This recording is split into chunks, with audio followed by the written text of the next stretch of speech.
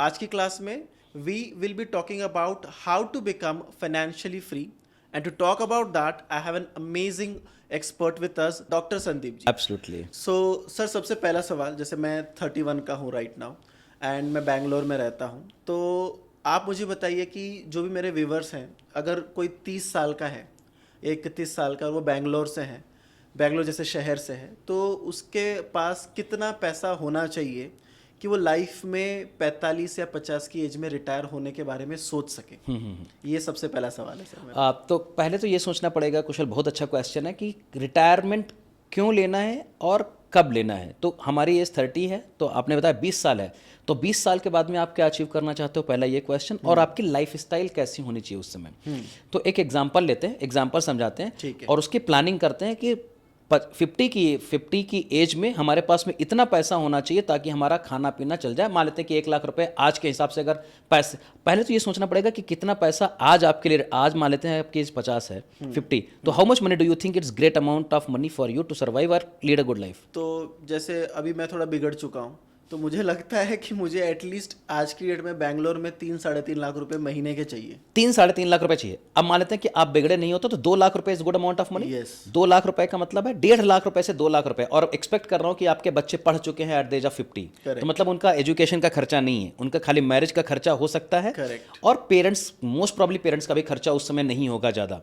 तो अगर आपको 2 लाख रुपए चाहिए हर महीने एट द एज ऑफ 50, इसका मतलब है 24 लाख रुपए साल का चाहिए। करेक्ट। 24 लाख रुपए कितने परसेंट से आपको लगता है कि मार्केट में पैसा ग्रो कर सकता है आपके हिसाब से?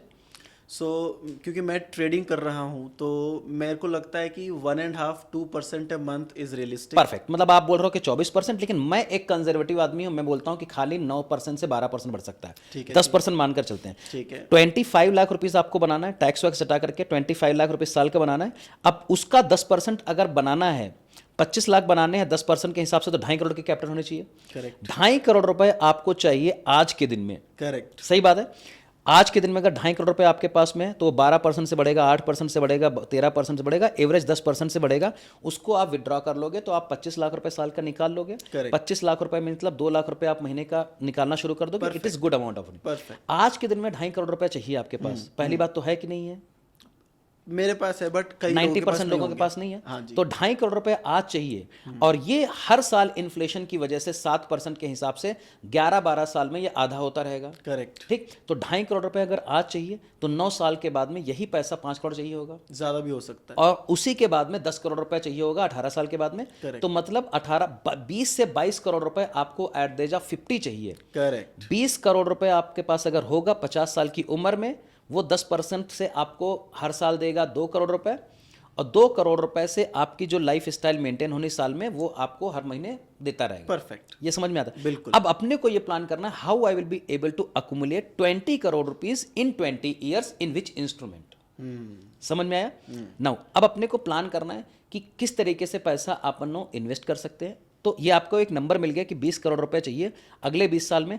अब आपको डिसाइड करना है कि कौन सा इंस्ट्रूमेंट, कितनी सेविंग करनी चाहिए, इनकम करनी चाहिए। अब आपको बैकग्राउंड का कैलकुलेशन शुरू करना चाहिए। समझ गए। रिवर्स इंजीनियरिंग करनी है आप। रिवर्स इंजीनियरिंग करनी है। और अगर आपको लगता है कि 20 करोड़ नहीं हो पाएगा, तो 60 साल में रिटायरमेंट लो, या फिर आप बिजनेस कर लो। तो हो सकता है, जैसे मैंने बिजनेस किया, 30 साल में मैं नौकर था, 75,000 बनाता था, और 35 में मिलियनर बन गया, समझ 40 में मल्टी मिलियनर बन गया। अमेजिंग। राइट। तो आपको डिसाइड करना पड़ेगा, और नौकरी से ये फिगर्स अवेलेबल नहीं है, मतलब पॉसिबल नहीं है। तो आपको ट्रेडिंग करनी पड़ेगी, या फिर इन्वेस्टमेंट करना पड़ेगा, या फिर आपको मल्टीपल स्ट्रीम्स ऑफ इनकम करने पड़ेंगे, अपना बिजनेस करना पड़ेगा। ये आपको डिसाइड करना है। समझ गए।